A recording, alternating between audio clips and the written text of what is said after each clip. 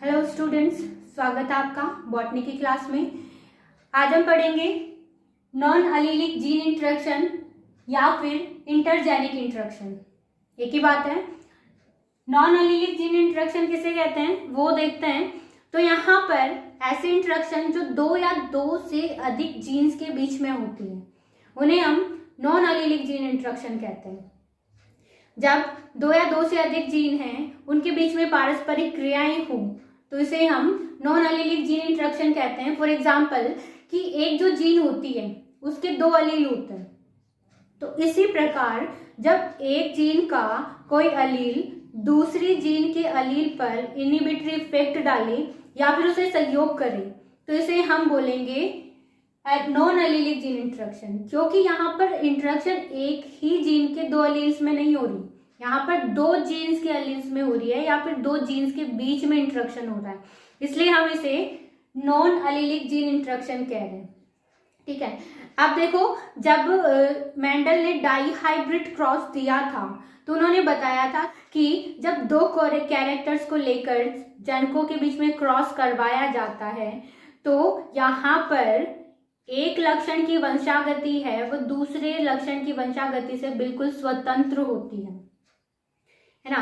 तो वहां पर जो जीनोटाइप और फिनोटाइप प्राप्त हुआ था वो यहाँ पर नहीं देखा जाएगा। यहाँ पर उस जीनोटाइप और फिनोटाइप में कुछ विचलन दिखाई देगा क्योंकि यहाँ पर इन जीन्स के बीच में इंटरेक्शन हो रही है। डाई हाइब्रिड क्रॉस जब मेंडल ने समझाया था तो वहां पर दो जीन्स के बीच में कोई इंटरेक्शन नहीं हो रही थी।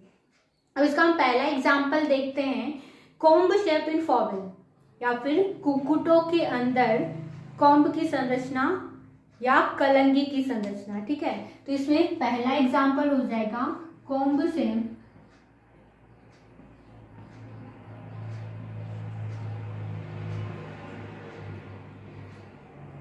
Comb shape in fowls. तो यहाँ पर कॉम्ब शेप देखनी है और यहाँ जो ये कॉम्ब शेप है यानी जो कुक्कुटों के अंदर, कुक्कुटों यानी कि फॉवल्स या कुक्कुटों के अंदर जो कलंगी की संरचना होती है वह दो जीन्स के द्वारा रेगुलेट की जाती है। यहाँ पर दो जीन मिलकर किसी एक कैरेक्टर को कंट्रोल करती है। तो यहाँ पर दो जीन्स हैं, वो कौन कौन सी है? एक तो है आर, एक है पी। जब आर जीन उपस्थित होती है अकेली डोमिनेंट फॉर्म में तो यहाँ पर जो कॉम्ब शेप होती है वो रोज होगी, और अगर जब पी जीन है वो अकेली डोमिनेंट फॉर्म में प्रेजेंट है तो यहाँ पर पी शेप होगा। और जब आर और पी दोनों जीन हैं साथ साथ उपस्थित होंगी, आर व पी जब दोनों साथ साथ उपस्थित होंगी तो यहाँ पर जो कॉम्ब शेप होगी वो वॉलनट होगी। इसी प्रकार अगर आर अपनी रिसेसिव फॉर्म में व पी भी अपनी रिसेसिव फॉर्म में है तो ऐसी स्थिति में यहाँ पर जो कॉम्ब शेप होगी वो होगी सिंगल। तो हमने देखा कि दो जीन्स उपस्थित हैं और दोनों जीन एक ही कैरेक्टर को कंट्रोल कर रही है, वो है कॉम्ब शेप। ठीक है, तो यहाँ पर किसी एक ही जीन के तो यहाँ पर दो जीन्स के द्वारा मिलकर किसी एक कैरेक्टर को कंट्रोल किया गया है, एक कैरेक्टर को नियंत्रित कर रही है। इसके लिए हम अब क्रॉस करवा के देखते हैं तो पता चलता है कि यहाँ पर कैसे विचलन हो रहा है, कैसे जीनोटाइप और फिनोटाइप के अंदर विचलन होता है। तो कॉम्ब शेप इन फॉवल्स, सबसे पहले हम लेते हैं रोज शेप।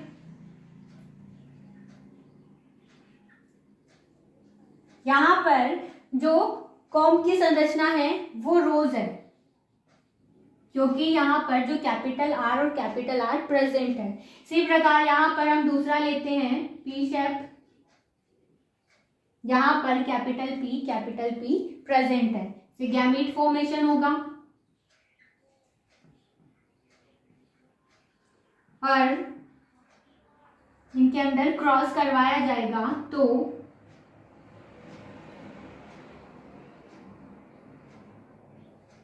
कैपिटल आर और कैपिटल पी दोनों एक साथ हो जाएंगे, दोनों एक साथ आएंगे। और जब आर, कैपिटल आर और कैपिटल पी दोनों जीन्स एक साथ आते हैं तो वहां पर एक कैरेक्टर आता है कॉम शेप, जो है वॉलनट। तो यहाँ पर जो कॉम शेप होगी वॉवेल्स के अंदर वो होगी वॉलनट। अब जब हम, ये है F2PD, ये है F1PD।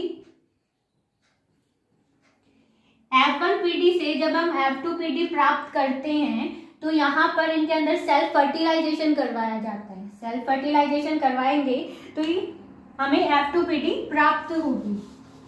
अब F2PD प्राप्त करने के लिए क्रॉस करवाते हैं, तो इसके लिए जो गैमीट है वो है capital R, capital P, small R, capital P, capital R, small P, small R, small P. Same यहाँ पर होगा capital R, capital P, small R, capital P, capital R, small P और स्मॉल आर, स्मॉल पी। तो ये हैं gametes. अब जब इनमें क्रॉस करवाया जाएगा तो यहाँ पर हमें कौन कौन सी संतति मिलती है वो देखते हैं। सबसे पहले capital R, capital R, capital P, capital P. यहाँ पर कैपिटल आर और कैपिटल पी दोनों साथ साथ में है, इसलिए यहाँ पर हमें जो कॉम शेप मिलेगी वो है वॉलनट।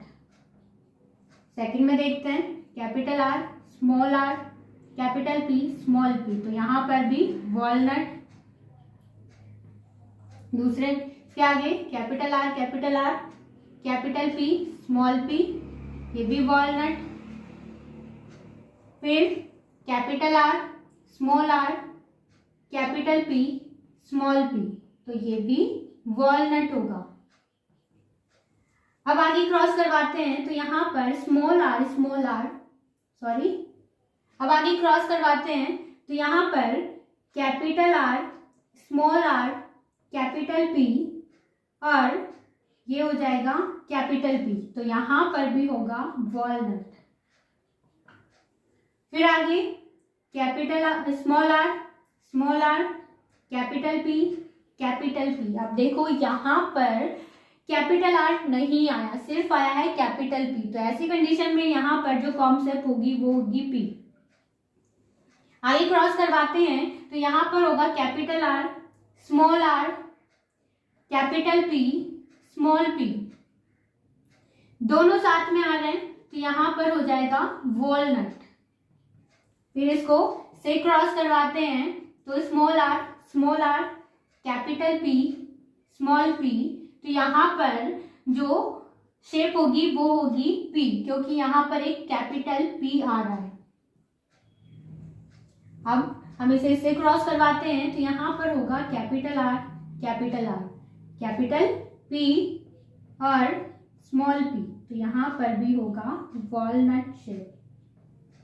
अब इसको हम इससे करवाएंगे तो यहाँ पर हो जाएगा capital R, small R, capital P, small P और ये भी होगा वॉलनट।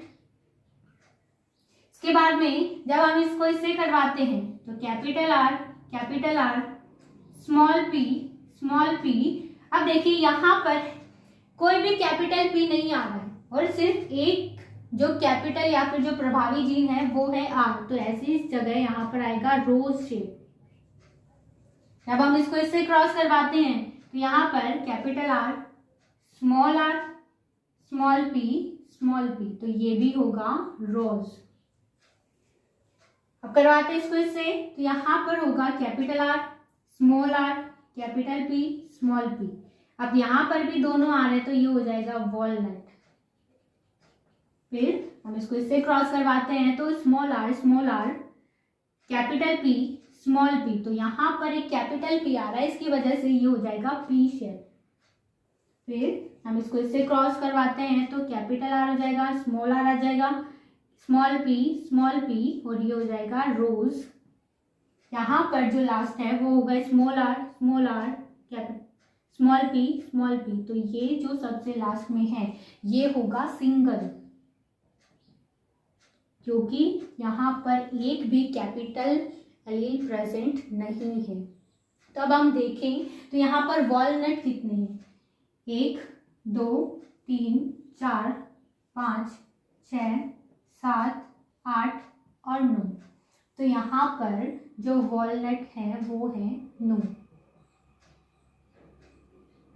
ठीक है, इसके बाद में पी शेप देखते हैं, 1 2 3, 3 है पी शेप। रोज देखते हैं, 1 2 3 और एक है सिंगल। तो यहां पर हम देख रहे हैं कि यहां पर हमें दो जीन्स के द्वारा अलग अलग कैरेक्टर दिखाई दे रहा है, कि मतलब दो जीन्स मिलकर किसी एक ही कैरेक्टर को। अब यहां पर हम देख रहे हैं कि दो जीन्स मिलकर एक ही कैरेक्टर को कंट्रोल कर दिया, और वो क्या है, कॉम्बो शेप, जिसकी वजह से जब एक जीन अकेली प्रेजेंट है तो कोई अलग कैरेक्टर आ रहा है, और जब दोनों जीन्स साथ प्रेजेंट है तो कोई दूसरा कैरेक्टर आ रहा है। तो इस तरीके से यहाँ पर दो जीन मिलकर एक कैरेक्टर को कंट्रोल करती है, वो है कॉम्ब शेप ऑफ फॉगल। इसके बाद में हम दूसरा देखते हैं, वो है ब्लड ग्रुप इन ह्यूमन, यानी कि जो ह्यूमन का जो ब्लड ग्रुप है वो भी दो जीन्स के द्वारा, दो या दो से अधिक जीन्स के द्वारा कंट्रोल किया जाता है। अब अगला एग्जाम्पल है ह्यूमन ब्लड ग्रुप। जो ह्यूमन ब्लड ग्रुप है,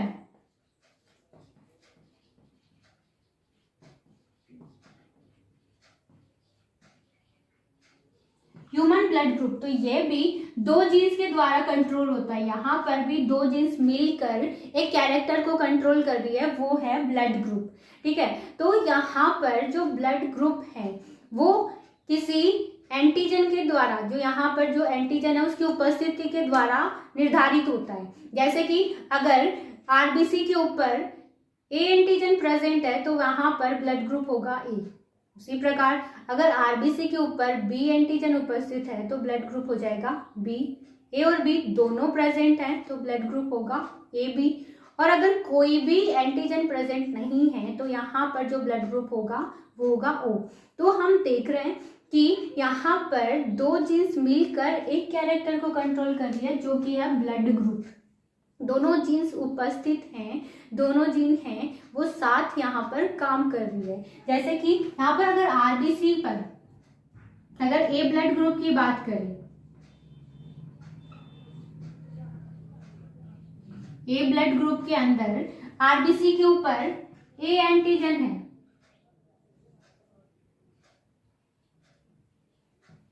एंटीजन प्रेजेंट है, और अगर बी ब्लड ग्रुप है तो यहाँ पर बी एंटीजन होगी। ए बी है तो दोनों प्रेजेंट होंगी, ए व बी। और अगर ओ है तो यहाँ पर कोई एंटीजन नहीं होगी, एंटीजन होगी वो यहाँ पर एब्सेंट होगी, कोई एंटीजन प्रेजेंट नहीं है। तो हम कहेंगे कि यहाँ पर जो ए बी ब्लड ग्रुप है वहां पर दोनों जीन मिलकर साथ साथ काम कर रही है। ठीक है, तो यहाँ पर एंटीजन जीन ए और बी, ये दो अलग अलग जीन हैं। यहाँ पर ये दोनों अलग अलग जीन्स के द्वारा कंट्रोल होता है ब्लड ग्रुप ए और ब्लड ग्रुप बी। जब ये दोनों साथ उपस्थित होती हैं तो एक नया कैरेक्टर आता है जिसे बोलते हैं ए बी ब्लड ग्रुप, यानी कि दोनों ने साथ मिलकर अपना कैरेक्टर शो किया है। इसे हम को डोमिनेंस भी कहते हैं, क्योंकि यहाँ पर जो ए बी ब्लड ग्रुप है वो को डोमिनेंस का एक बहुत अच्छा एग्जाम्पल है। तो यह भी एक एग्जाम्पल है नॉन एलिलिक जीन इंट्रक्शन का। अब अगला एग्जाम्पल है नॉन एलिलिक जीन इंट्रक्शन का, जिसे हम बोलते हैं एपिस्टेसिस। एपिस्टेसिस, एपिस्टेसिस या फिर हम इसे बोलते हैं प्रबलता। प्रबलता, एपिस्टेसिस या फिर प्रबलता क्या होते हैं, मतलब कि यहाँ पर ऐसा होता है कि कोई एक जीन जो दूसरे जीन के प्रभाव को छिपा दे, उसे हम बोलेंगे एपिस्टेटिक जीन। जब किसी एक जीन का कोई अलील है वह दूसरे जीन के अलील के प्रभाव को शो नहीं होने देता, उसे छिपा देता है, उसे दबा देता है, तो उस जीन को हम एपिस्टेटिक जीन कहेंगे। और इसी गुण को हम बोलेंगे एपिस्टेसिस। और वो जीन जिसका प्रभाव छिप रहा है उसे बोलेंगे हाइपोस्टैटिक जीन। ठीक है, तो यहाँ पर ये प्रबलता मतलब यहाँ पर दो जीन हैं, उनके बीच में इंटरेक्शन हो रहा है, जिनमें से एक जीन है वो दूसरे जीन के प्रभाव को दबा रहा है। ठीक है, अब इसको हम इस तरीके से समझ सकते हैं कि दो जीन हैं, जिनमें से एक होगी एपिस्टैटिक जीन, दूसरी होगी हाइपोस्टैटिक।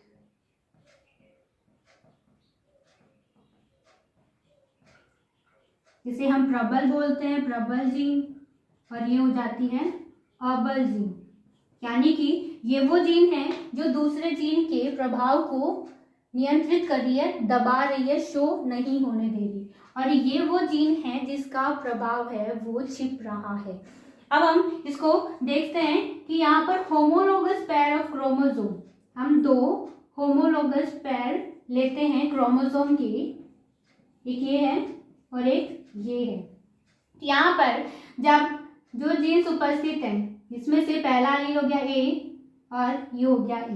ठीक है, तो ये हो गई जीन नंबर 1, और दूसरी यहाँ पर कैपिटल बी और स्मॉल बी, मतलब दो जीन्स हमने लिए ए और बी, जिनमें से जो एलील है वो है कैपिटल ए और स्मॉल ए, कैपिटल बी स्मॉल बी। अगर यहाँ पर ये वाली जो जीन है ये इसके प्रभाव को दबा देती है, छिपा देती है, तो इसे हम बोलेंगे एपिस्टैटिक जीन, और ये होगी हाइपोस्टैटिक जीन। ठीक है, अब देखिए यहाँ पर जो एपिस्टैटिक जीन है वो दूसरी जीन के प्रभाव को शो नहीं होने दे रही है। तो ये जो एपिस्टैटिक जीन होती है ये भी दो प्रकार की होती हैं, एक हो जाएगी डोमिनेंट, एक हो जाएगी रिसेसिव। इसी आधार पर जो एपिस्टैसिस होते हैं वो दो प्रकार के होते हैं, डोमिनेंट एपिस्टैसिस, रिसेसिव एपिस्टैसिस। डोमिनेंट एपिस्टैसिस में क्या होता है कि जो प्रभावी एलील होता है वो एपिस्टैटिक जीन होता है, जबकि जो रिसेसिव एपिस्टैसिस होता है उसमें जो अप्रभावी एलील होता है वो एपिस्टैटिक जीन की तरह कार्य करता है। जैसे कि अगर यहाँ पर देखें तो यहाँ पर डोमिनेंट एपिस्टैसिस में जो कैपिटल ए है एलील वो एपिस्टैटिक जीन की तरह कार्य करेगा, और यहाँ पर स्मॉल ए है वो एपिस्टैटिक जीन की तरह कार्य करेगा। अब इसमें सबसे पहला एग्जाम्पल लेंगे हम डोमिनेंट एपिस्टैसिस। डोमिनेंट एपिस्टैसिस को हम एक एग्जाम्पल के द्वारा समझते हैं।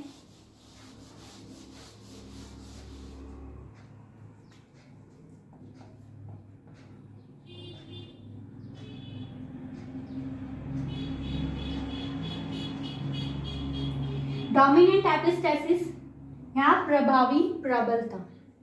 प्रभावी प्रबलता, यहाँ पर जो एपिस्टैटिक जीन है उसका प्रभावी एलील है वो दूसरे जीन के प्रभावी एलील के इफेक्ट को शो नहीं होने देगा। अब हम इसको एक एग्जाम्पल के थ्रू समझते हैं। तो एग्जाम्पल है फ्रूट कलर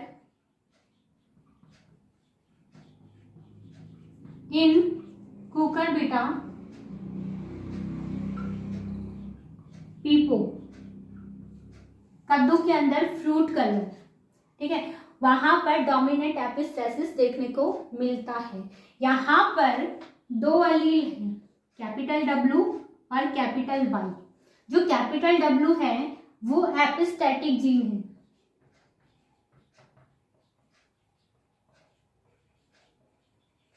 और जो कैपिटल वाई है वो हाइपोस्टैटिक जीन है।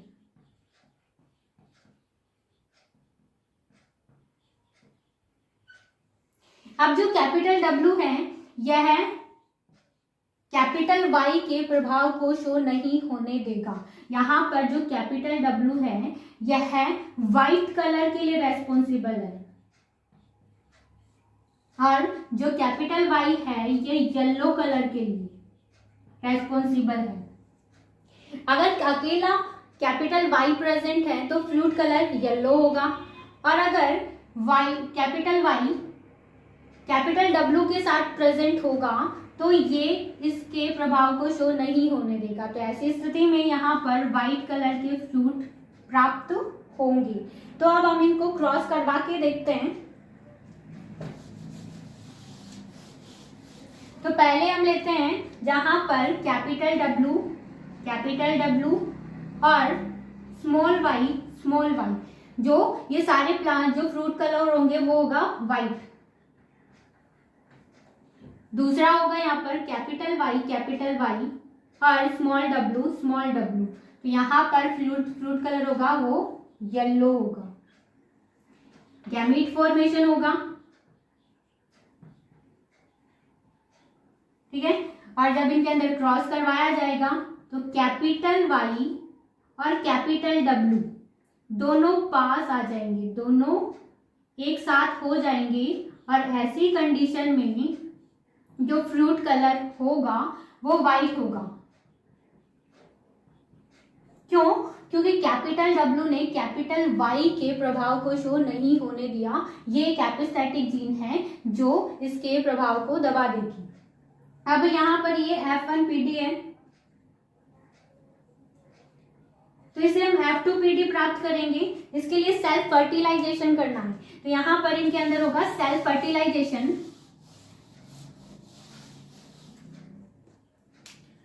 और F2PD इसमें गैमीट फॉर्मेशन होगा। गैमीट फॉर्मेशन में सबसे पहला हो जाएगा कैपिटल डब्ल्यू, कैपिटल वाई,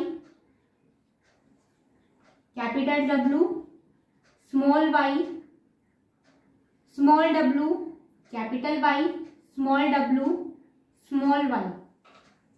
ऐसा ही यहां पर होगा capital W, capital Y, capital W, small Y, small W, capital Y, small W, small Y.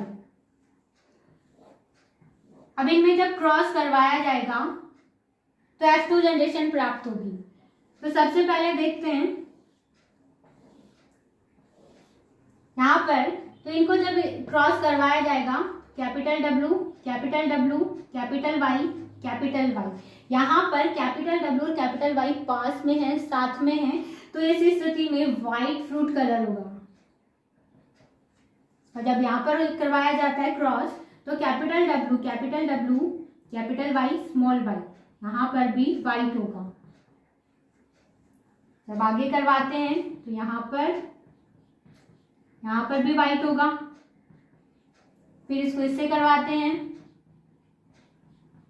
यहाँ पर भी व्हाइट होगा।